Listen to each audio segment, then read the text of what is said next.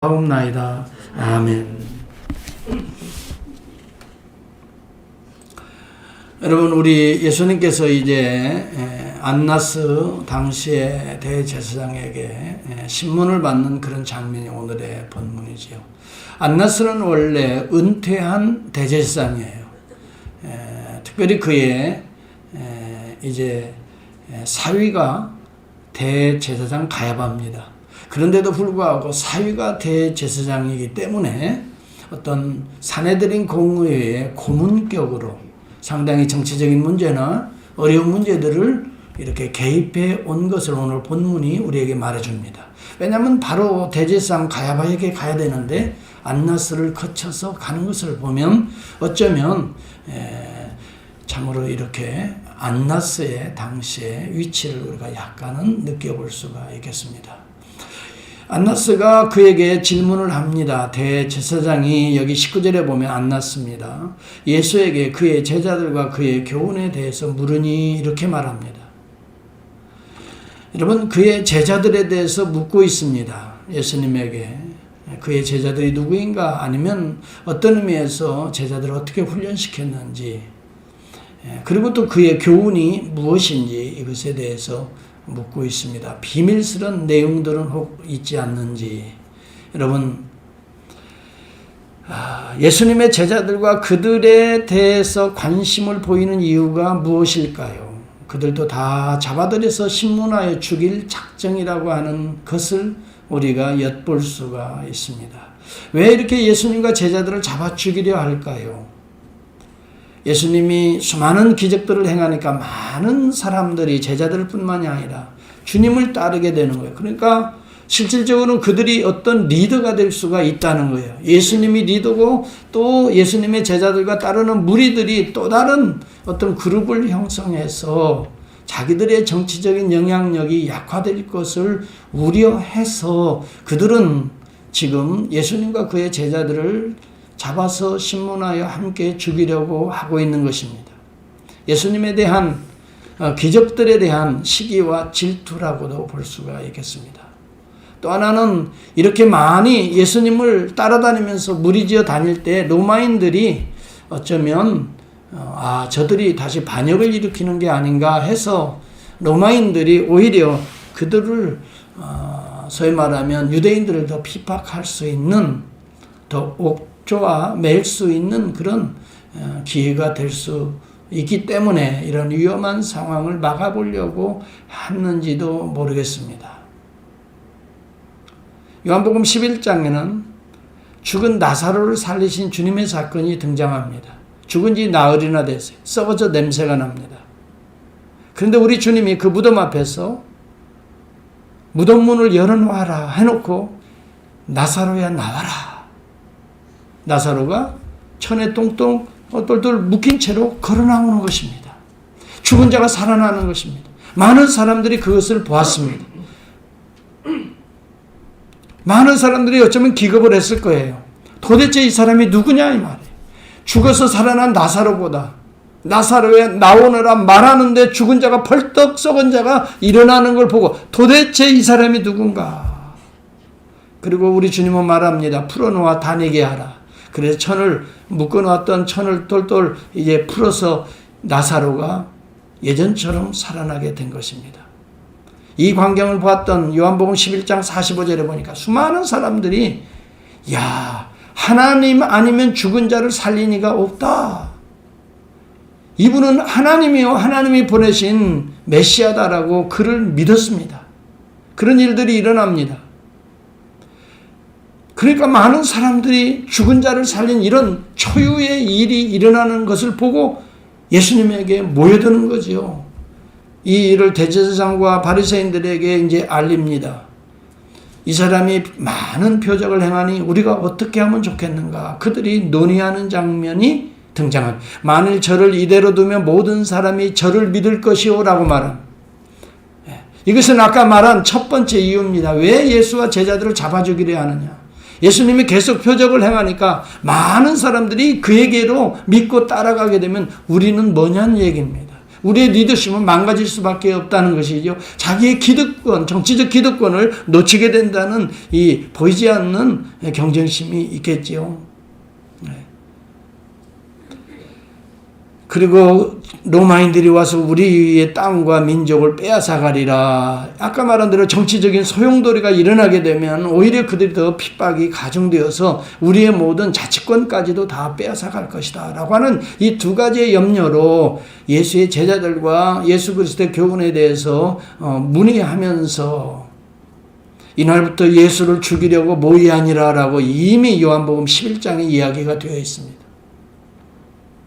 적어도 대제사장들이었다면, 사내들이요 이스라엘 민족의 어떤 지도자들이었다면 예수님이 그렇게 기적을 행하고 말씀 한마디 한마디 하는 것을 상당히 유익 있게 들었어야 됩니다.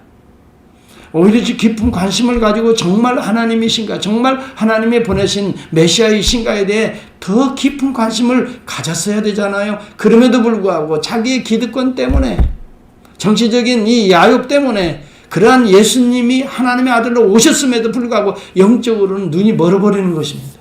여러분, 이것이 우리에게 중요한 교훈을 던져주고 있어요. 우리가 세속적인 것에 눈이 멀어버리면, 자기의 어떤 야욕, 욕망에 여러분 눈이 멀면 영적인 세계가 있음에도 불구하고 그것을 볼 수 없게 되는 것이죠. 기적이 일어남에도 불구하고, 은혜를 받고 사람이 변화되고 역사가 일어남에도 불구하고 애써 그것을 피해버리는 거예요. 보지 않으려고 하는 거예요. 여러분, 여기서 우리가 중요한 교훈을 얻습니다. 예수 그리스도에 대해서는 진지한 묵상으로 다가서야 됩니다. 예수님을 깊이 알아갈수록 우리는 더 영적 세계에 눈이 열리게 되는 사실입니다. 여러분, 니고데모를 한번 보십시오. 니고데모는 예수를 탐구하기 위해서 예수의 교훈과 예수 당신이 누구인가? 그래서 그 밤중에 그는 사내들인 공의원이었어요. 여기와 동일한 멤버 중에 한 사람이에요. 바리새인이었어요. 그런데 니고데모는 예수를 탐구하기 시작했던 거예요. 다른 인생을 살게 되잖아요. 그날 밤에 예수 그리스도에게 놀라운 거듭남의 지혜를, 하늘의 지혜를 배우게 되었어요. 영적인 성령의 역사를 깨닫게 되었어요. 예수님에게 직접적으로 그렇게 들은 사람처럼 복된 사람이 어디 있어요? 오늘 여러분들이 목회자를 통해서 배우지만은 여러분 예수님께 직접 배웠다고 생각해 보세요. 얼마나 황홀할 것 같아요. 정말 놀라운, 그리고 여러분 목회자들이 가르치는 건 혹 실수할 수도 있지만 예수님이 직접 가르칠 때는 거기에는 1.1에게 실수가 없을 거 아니에요. 한마디 한마디는 정말 우리에게 꼭 필요한 말씀일 것 같아요. 하늘문을 열어주는 비밀이 예수님의 그 심령 속에서 터져나오는 한마디 한마디 말 속에 있었을 거 아니겠어요? 여러분, 예수 그리스도는 여러분 우리가 깊이 알아야 되고 예수 그리스도를 깊이 체험해야 될 대상이지 여러분 신문하고 조사할 대상이 아니라 이 말이에요. 인간적인 얄팍한 지식으로 여러분 육체적인 대제사장이라 할지라도 영원한 대제사장 되신 예수 그리스도를 어떻게 신문하려고 합니까? 누가 진실로 대제사장입니까? 지금 육체적인 대제사장들은 하나의 그림자일 뿐인 것입니다. 영원한 대제사장 되신 예수 그리스도의 그림자들 뿐인 것입니다. 그림자가 어떻게 실체를 신문할 수 있습니까? 실체를 반영하는 것이 그림자의 역할이지요. 오늘 저와 여러분들은 그림자의 역할입니다. 그 예수 그리스도의 모든 형상들을 반영하는 존재가 되어야지 예수 그리스도를 여러분 향하여 신문하는 식으로 하나님 왜 그렇습니까? 왜 이런 식으로 여러분 그렇게 할 수가 없다 하는 것입니다. 여러분 우리가 예수 그리스도에 대해서는 여러분 깊이 묵상하면 묵상할수록 하늘문이 영적인 세계가 점점 열리게 되고 우리의 심령에 거듭나는 역사들이 계속해서 일어나게 되는 것입니다. 사람이 거듭나지 아니하면 하나님 나라를 볼 수 없다라고 했습니다. 우리가 거듭나게 될 때에 우리가 정말 기존의 우리의 어떤 프레임들이 깨지고 하나님께로부터 주신 어떤 복음적인 은혜의 프레임이 씌워질 때에 하나님의 세계는 새로운 차원의 그림이 보여지기 시작한다고 하는 사실입니다. 사람이 거듭나지 아니하면요, 세상적인 사고방식으로는요, 하나님의 역사, 하나님의 신비를 알 수가, 볼 수가, 체험할 수가 없는 거지요. 저와 여러분들은 거듭나는 비밀들을 알아야 됩니다. 그랬을 때 여러분, 여기 니고데모는 그런 이야기를 합니다. 하나님이 지금 우리 주님이 영적인 세계 이야기를 하는데 뭐라고 이야기하면, 아니 거듭난다니요, 사람이 늙으면 어떻게 날 수 있나요? 두 번째 엄마 뱃속으로 다시 들어가 나와야 한다는 말씀인가요? 그렇습니다. 세상적인 지혜, 과학적인 이성의 합리적인 지혜는 영적인 지혜를 따라갈 수가 없습니다. 그렇지 않아요? 그는 사내들인 공의원으로서 당시의 최고의 학벌이요, 최고의 가문이요, 최고의 여러분 율법을 연구한 자이지만은 예수님의 단순해 보이는 이 말씀 한마디를, 영적인 말씀을 이해할 수가 없었던 거예요. 여러분, 제가 보면요, 설교도 해보면요, 영적으로 거듭난 자들에게는 무슨 말씀을 던져도 그게 쉽게 열려지고 이해가 되어지는데, 인간적으로 가득한 사람들은요, 이게 이해가 안 되는 거예요. 그럴 때 제가 얼마나 답답한지 알 수가 없어요. 영적인 세계는 어떻게 이 인간적인 이성과 합리적인 과학적인 지식으로 어떻게 이해를 시킬지. 여러분, 삼위일체의 교리 같은 것도 마찬가지. 저는 이해를 시키려고 하는 게 아니라 제가 삼위일체에 대해서 너무너무 내 몸에, 내 인격 속에, 내 감정 속에 담고 살고 싶어요.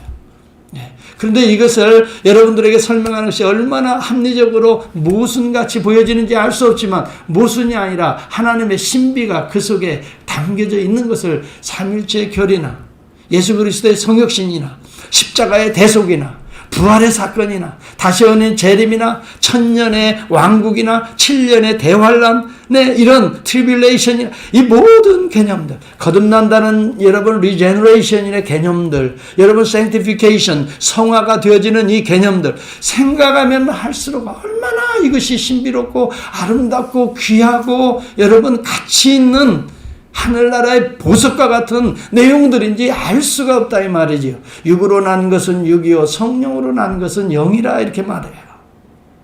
영적인 사람이 여러분 육적인 생각을 가지고 이야기하고 생각하고 판단하는 게 아니에요.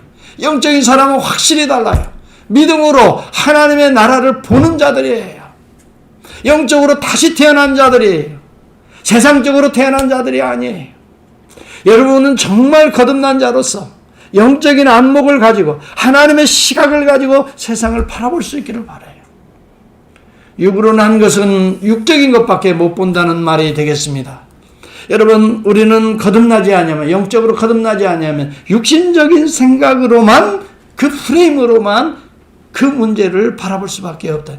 바람이 물어 불매 내가 그 소리를 들어도 어디서 오며 어디로 가는지 알지 못하나니 성령으로 난 사람은 다 이러하니라. 성령의 역사를 비로소 니고데모는 최초로 배우는 사람이에요.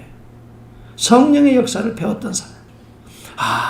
거듭난다라고 하는 그리스도의 진리를 최초로 배운 사람이 누구요? 니고데모. 예수 그리스도를 탐구하러 밤중에 주님께 찾아온 자예요. 여러분, 그리스도를 앉혀놓고 신문하려고 하는 자들에게는 이러한 하나님의 세계가 열려지지 않습니다. 기억하십시오. 그러나 여러분, 겸손한 마음으로 그 주님을 만나러 오고 밤중이라도 어떻게든지 내 환경을 뛰어넘어서서라도, 자기는 사내들인 공의원이니까 낮에 사람들이 밥절에 예수님이 예루살렘에 오르실 때 다시 사내들인 공의원들이 예수님을 잡아 죽이려고 모였습니다. 구체적으로 의논합니다. 바로 그 순간에 그는 담대히 예수님을 변호하는 입장이 되었습니다.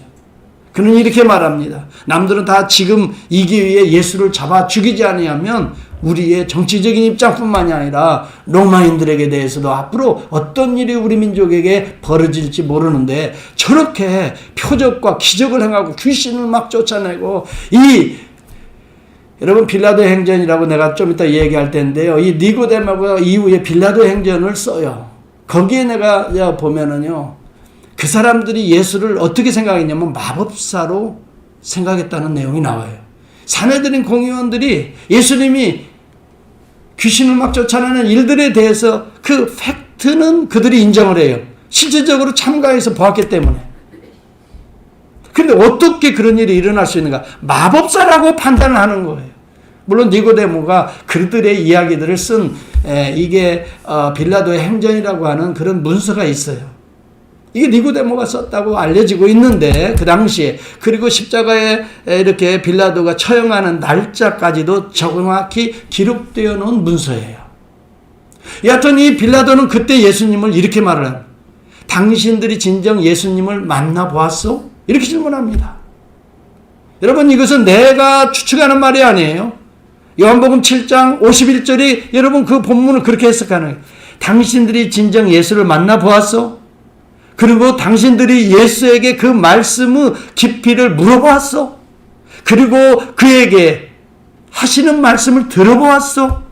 들어보지도 아니하고 만나지도 아니하고 들려오는 소문을 가지고 그들의 또한 걸러내는 해석을 가지고 그들이 평가하는 이러한 확증 편향을 가지고 어떻게 예수를 죽이려 하오?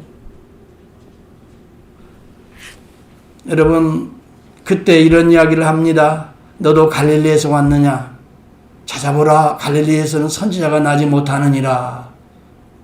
여러분, 갈릴리라고 하는 이 시골 촌구석의 어촌 마을에서는 선지자가 나지 아니하니라. 이것을 우리는 시골 출신이라고 하는 심한 편견을 가지고 있어요. 이것을 여러분, 최근 이 사회과학자들이, 심리학자들이 그렇게 이야기하면 확증 편향의 오류라고 말합니다. confirmation bias error라고 말합니다. 자기들이 가지고 있는 기존 프레임을 가지고 모든 사물을 보고 해석하는 오류를 말하는 거예요. 이러한 자들에게는 새로운 세계와 가치관을 여러분 얻어낼 수가 없는 자들입니다.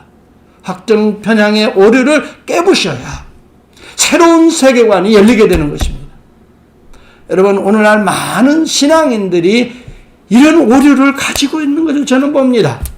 기존에 가지고 있는 어떤 생각들, 전통적인 어떤 생각들을 가지고 성경을 해석해내려고 합니다.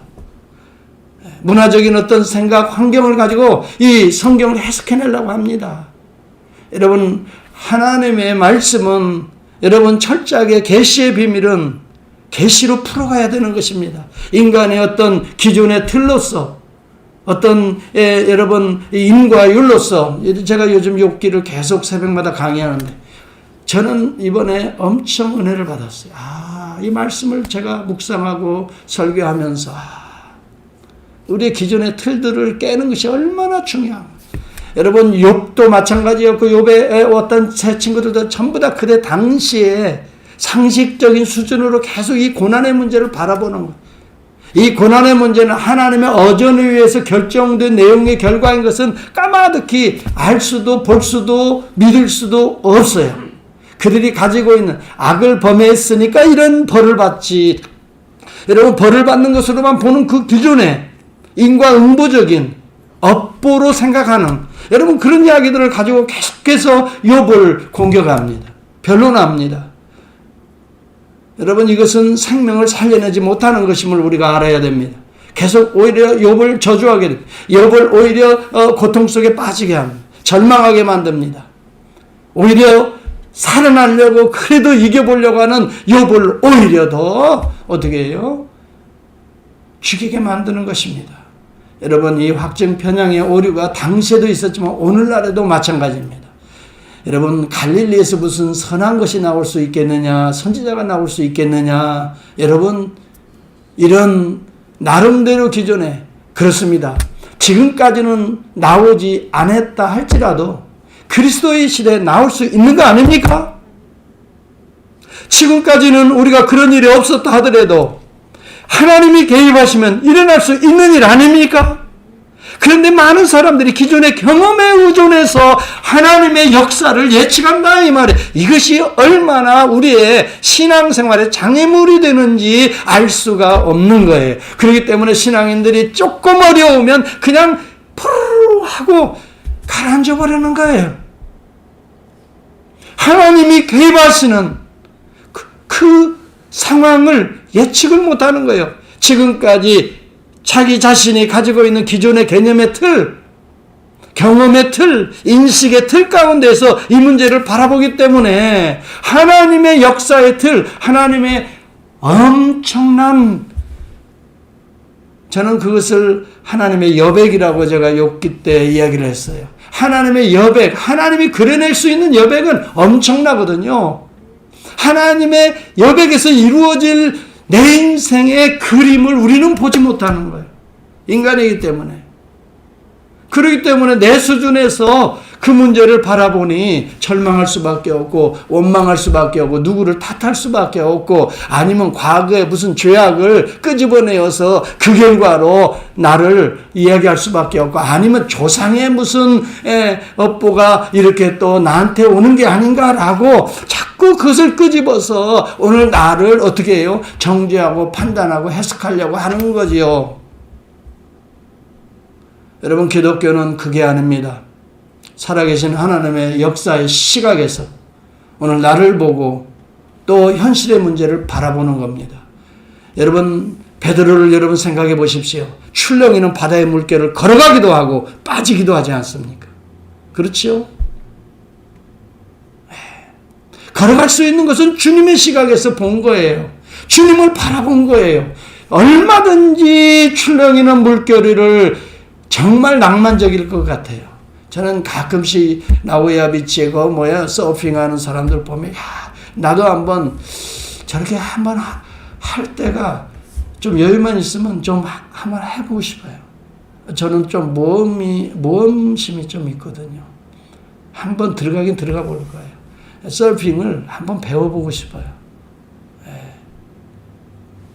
그 출렁이는 바다를 어떻게 그 위를 쫙 밀고 나가는 거 한번 좀 해보고 싶어요. 얼마나 낭만적일지, 즐거울지. 우리 인생도 마찬가지 아닐까요? 동일하게 이런 참 코비드-19 같은 이런 참 엄청난 재앙의 이 물결이 지금 쫙 밀려오고 있는데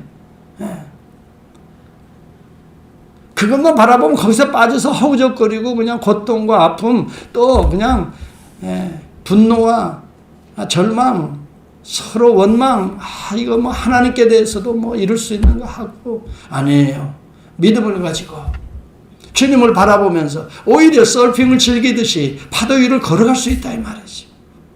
니고데모는 유대인들의 편향적인 이 기존의 생각의 틀들을 깨버리는 이야기를 했어요. 그리고 마침내 니고데모는 예수 그리스도가 돌아가셨을 때 모략과 침향 섞은 100근을 가지고 와서 예수님의 시체에 자기의 제자됨을 만인에게 드디어 어떻게 해요? 공포하는 작업입니다. 그 사건입니다. 나는 신실한 그리스도와 연합된 제자라는 것을 만인에게 공포하는 것입니다. 아까 말씀드린 대로 초기 문서 그가 쓴 것으로 여겨지는 빌라도의 행전이 있습니다. 여러분 한번 집에 가시면 1부와 2부로 되어 있는데 그렇다고 그것은 성경이 아니에요. 이것은 외경이요 초기 문서일 뿐입니다. 참고적으로 어떤 부분은 성경에 인용되는 부분도 있지만 어떤 부분은 또 터무니없는 이야기도 있습니다. 그것은 아까 말한 대로 니고데모가 썼다라기보다도 이것이 발견된 때가 4세기거든요. 그러니까 그런 사람들이 이렇게 참 문학적으로 작업을 했을 것이라고 우리 신학자들은 판단을 합니다만 여하튼 중요한 것은 그런 문서들이 존재했다는 것 자체가 니고데모가 예수 그리스도에 대한 이 메시아의 놀라운 믿음이 그에게 있었다고 하는 것입니다. 여러분 오늘 우리가 주님을 신문하는 입장에서 조사하는 입장에 서서는 안 됩니다. 예수 그리스도를 깊이 알고 싶어하는 하나님의 세계에 대한 무한한 신뢰를 가지고 우리 주님을 정말 더 깊이 알고 싶어하는 그런 마음으로 주님을 다가설 때 중생의 비밀, 성령의 역사의 비밀, 십자가의 놀라운 비밀, 구속의 비밀, 여러분 거듭남의 비밀뿐만 아니라 성화의 비밀, 여러분 하나님 나라의 비밀들을 얼마나 많이 우리가 풍요롭게 누릴 수가 있게 된다는. 자, 여러분 이렇게 이 안나스는 예수님에 대해서 그의 제자와 예수님의 교훈에 대해서 질문을 던질 때 주님이 뭐라고 답변하셨는가 대단히 중요합니다. 주님은 이러한 자들에게 뭐라고 답변하셨는가. 왜냐하면 제가 이야기 드렸죠. 이제는 지금 예수님의 이 구속에 대한 사건이 직접적으로 이루어지고 있는 지금 시간이거든요. 이때 한마디 한마디는요, 놀라운 의미들을 담고 있어요. 예수께서 대답하시되, 여기 본문에 보면 20절에 내가 드러내어 놓고 세상에 다 말하였다라고 말합니다. 내가 드러내어 놓고 세상에 다. 여러분, 여기에 하나님 나라의 비밀은 세상에 모두에게 다 드러내놓고 말해야지 리빌드한 하나님의 말씀이라는 것을 보여주고 있어요. 복음이라는 것은 갇혀서 있는 게 아니에요. 예수 그리스도가 이 땅에 육체의 몸을 입고 오신 것도 하나님 되심을 리빌드하는 거예요. 예수 그리스도는 참된 하나님의 형상으로 이 땅에 육체의 몸을 입고 오신 거예요. 그의 언행, 말 한마디 한마디 모든 것들은 하나님이 누구인가, 하나님이 어떤 마음을 품는가, 하나님이 어떠한 생각으로 움직이시는가, 하나님이 어떠한 생각을 품고 살아가시는가, 이것을 예수 그리스도를 통해 그대로 리빌드하는 거예요. 보여주고 있는 거예요. 여러분, 복음은 감추어져 있지 않습니다. 그러면서 그는 말합니다. 유대인들이 모이는 회당과 성전에서 항상 가르쳤고 은밀하게 아무것도 말하지 아니하였다라고 말합니다. 핍박이 온다고 예수님이 할 말을 안 했다든지, 성전이라고 해서 예수님이 하나님 나라의 비밀을 유대인들 앞에서라도 말을 안 했다든지, 자기를 따르는 제자들에게만 했다든지, 그런 게 아니라는 거예요. 복음은요, 드러나는 특징이 있습니다. 왜 그럴까요? 이게 중요한 것입니다. 복음의 개방성입니다. 왜 개방성이 있습니까? 복음은 사람을 살리기 위해서 이 땅에 던져진 하나님의 메시지이기 때문에, 메신저이기 때문에 드러나게 여러분은 어느 곳에서든지 누구든지 증거되어져야 되는 것입니다. 복음이 살리는 것이기 때문에 그래요. 이것을 개방성과 동시에 생명성이라고 이야기합니다. 복음은 여러분 모든 자들에게 전해져야 될 이유는 복음은 살려내는 하나님의 메시지이기 때문인 거예요. 복음을 영접한 자들은, 복음을 소유한 자들은 살아나는 역사가 날마다 임하기 때문에 복음은 숨겨지지 않아야 되는 것입니다. 계속 전파되어져야 하는 것입니다. 예수님께서 자신을 숨기신 적이 없습니다. 예수님께서 메시지를 사람에 따라서 바꾸거나 여러분 사람들의 기분에 좋게끔 여러분 페이크하게 말씀한 적이 한마디도 없습니다. 듣든지 아니 듣든지, 때로는 어떤 사람은 분노할 정도로, 분노를 일으킬 정도로 우리 주님은 자신이 하나님이시오, 본성과 동일하신 하나님이시오, 또 자신이 참빛이시오, 자신이 선한 참된 목자시오, 자신이 생명의 떡이시오, 여러분 계속해서 이야기를 던졌던 것입니다. 여러분, 예수님이 눈치 보면서 여러분 하실 말씀 복음의 비밀을 감추신 적이 없어요. 다 세상에 드러냈다라고 말합니다. A고 Am이입니다. 이건 가장 드러낸 것 중에 중요한 것은 7가지 A고 Am입니다. 나는 누구라고 드러내신 것입니다. 내가 그러다. 여러분, 사마리아 여인 앞에 가서도 분명하게 드러내십니다. A고 Am이. 나는 생명의 떡이다고 6장 35절에 말씀합니다. 나는 세상의 빛이라고 여러분 8장 12절에 말씀합니다. 나는 양의 문이라고 우리 주님은 10장 7절과 9절에 말합니다. 양들이 문을 통과하지 않고서는 보호받을 수 없다는 것을 말하는 것입니다. 예수 그리스도를 통과하지 않고서는 세상의 악한 영들에게 보호받을 길이 없다는 것입니다. 여러분, 예수 그리스도를 통과하지 않고서는 양식을 먹을 수 없다라고 말합니다. 생명의 꼴을 먹을 수가 없습니다. 예수 그리스도의 손을 붙들지 않고 그의 음성을 듣지 아니하고서는 우리 모두는 양과 같이 방향 감각을 상실해서 낭떠러지나 아니면 가시밭길이나 아니면 짐승의 밥이 되는 길로 갈 수밖에 없다는 거예요. 나는 선한 목자요, 나는 부활이요 생명이요. 여러분, 이것을 여러분 감춰두고 하는 얘기가 아닙니다. 다 드러내놓고 선포했다는 것입니다. 예수 그리스도 외에 다른 이름으로 부활할 자가 없습니다. 예수 그리스도 외에 다른 이름으로 영생을 얻을 생명조회입니다. 헬라어로 보면 이것은 하나님의 생명을 말합니다. 하나님의 생명을 부여받을 자가 없습니다. 오늘날 포스트 모더니즘으로 상대주의적인 이야기들, 상대적 진리들이 많이 여러분 인정을 받고 있습니다만은 기독교는 상대적 진리를 붙드는 게 아닙니다. 절대적 진리인 것입니다. 절대적 진리는 남들과 비교하는 것이 아닙니다. 오직 유일한 진리라는 것입니다. 예수 그리스도는 바로 길이요 진리요 생명이라고 말합니다. 예수 외에는 길이 없습니다. 유일한 것입니다. 예수 외에는 진리가 없습니다. 아닙니다. 페이크입니다. 예수 외에는 생명이 없습니다. 여러분 생명 같지만 언젠가는 후패할 생명을 붙들고 마치 건강한 것처럼 아닙니다. 우리는 다 후패할 생명, 우리에게 필요한 건 영원한 생명입니다. 예수 그리스도만이 길이요 진리요 생명입니다. 이것을 우리 주님이 감춰두지 않았어요. 주님이 다 리빌드 하신 거예요. 내가 참 포도나무다. 여러분 결실의 때입니다. 지금 정말 이제는 감히 결실의 때예요. 이제 포도나무가 결실의 때예요.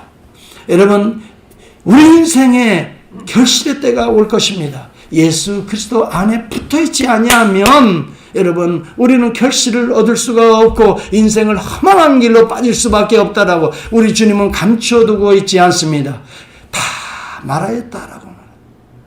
누구에게든 세상에라고 말했습니다. 내가 감추어두지 않고 세상에 다 말했다 그랬어요. 여러분 예수님의 제자들에게만 이야기한 것입니다. 복음의 개방성이요 생명성이요 복음의 우주성을 이야기하고 복음은 온 천하에 지금도 말해지고 있고 전해지고 있습니다. 여러분 우리는 알아야 됩니다. 내가 듣지 못해서 내가 깨닫지 못 천만에요. 우리 하나님께서는 예수 그리스도를 통해 다 드러내셨습니다. 핑계치 못할 것이다. 달을 보고도 별을 보고도 해를 보고도 오늘 저와 여러분들에게 불어오는 선선한 가을바람을 보고도 여러분 느끼고 하나님의 은혜를 느끼도록 하나님의 구속의 사랑을 느끼도록 하나님께서는 우리 모두에게 리빌드 하셨습니다. 그리스도를 통해서 여러분 구체적으로 말씀을 통해서 계속해서 여러분에게 리빌드 그럼에도 불구하고 글쎄요 내가 충성해야 될지 말아야 될지 핑계할 수가 없습니다. 주님을 위해 살아야 될지 말아야 될지 핑계할 수가 없습니다.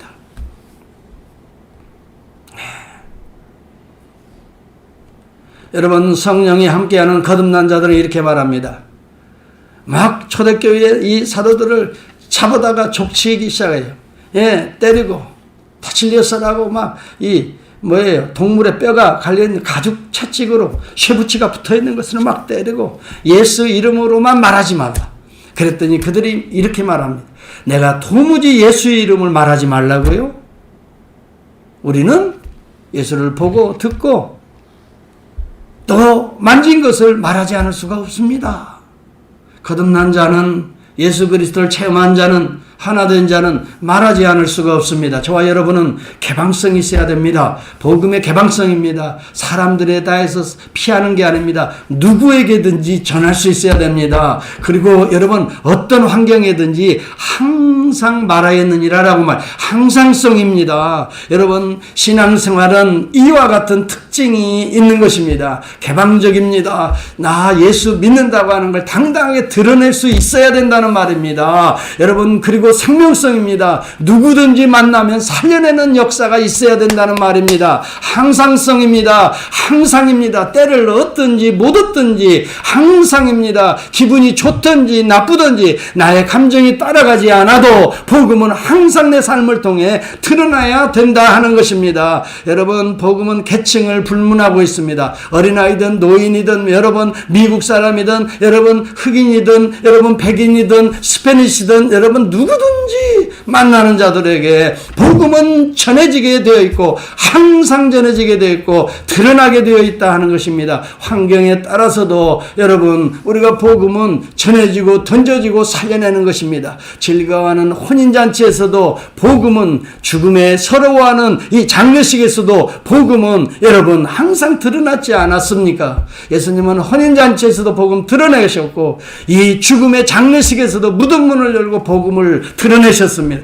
건강한 자들에게 뿐만이 아닙니다. 여러분 고민하는 삭개오에게도 복음을 전하셨고요. 병들어 38년 된 누워있는 환자에게도 예수 복음은 전해졌던 것입니다. 사마리아에 갇혀 소유된 여인에게도 나로다, 내가 마셔야 될 그 생명의 물을 줄 자는 바로 나로다. 사람들은 기피하는 자로 할지라도 예수 그리스도의 복음은 구별하지 아니하고 항상 전해졌던 것을 봅니다.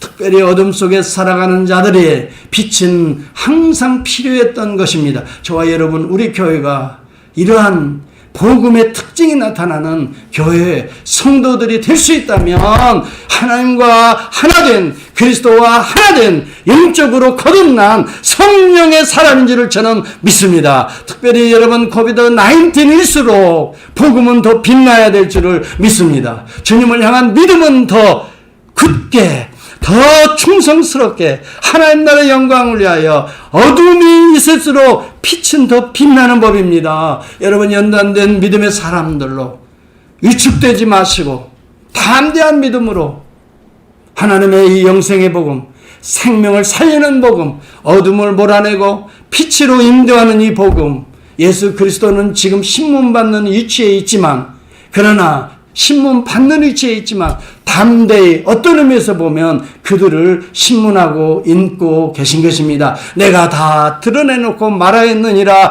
그들에게 물어봐라. 누가 누구를 신문하고 영원한 대제사장 예수 그리스도가 사실은 그들을 신문하고 계셨던 것입니다. 언젠가 때가 되면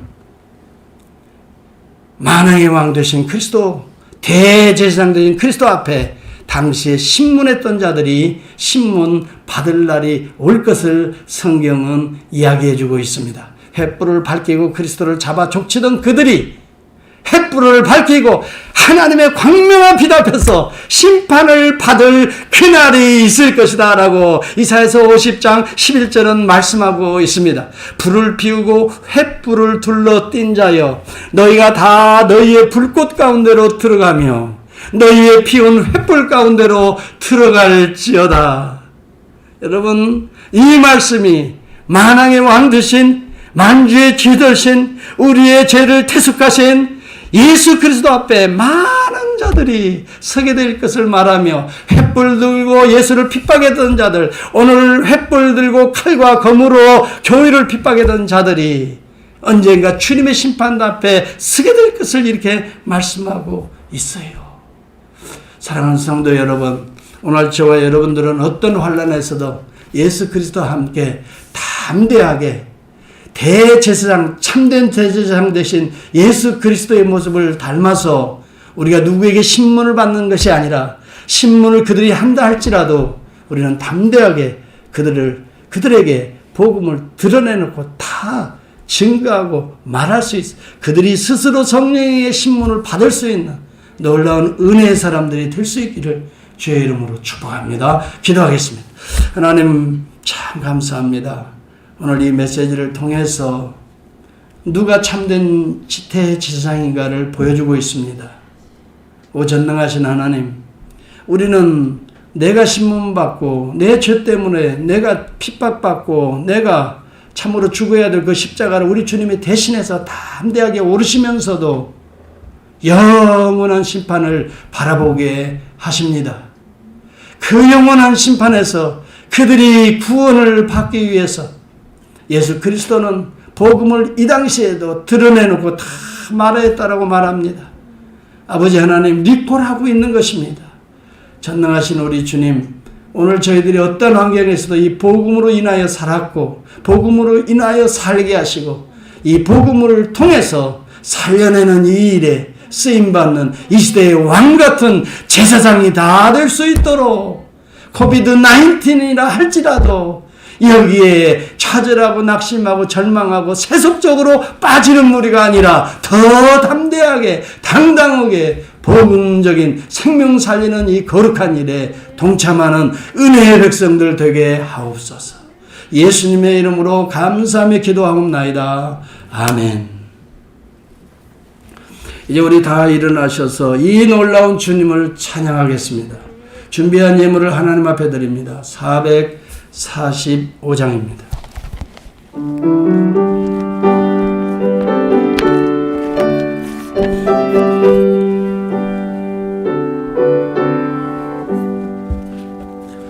햇산을 넘어 험곡에 가도 빛 가운데로 걸어가며 할렐루야 주께서 항상 지키시기로 약속한 말씀 변치 우리 주님이 지켜주십니다.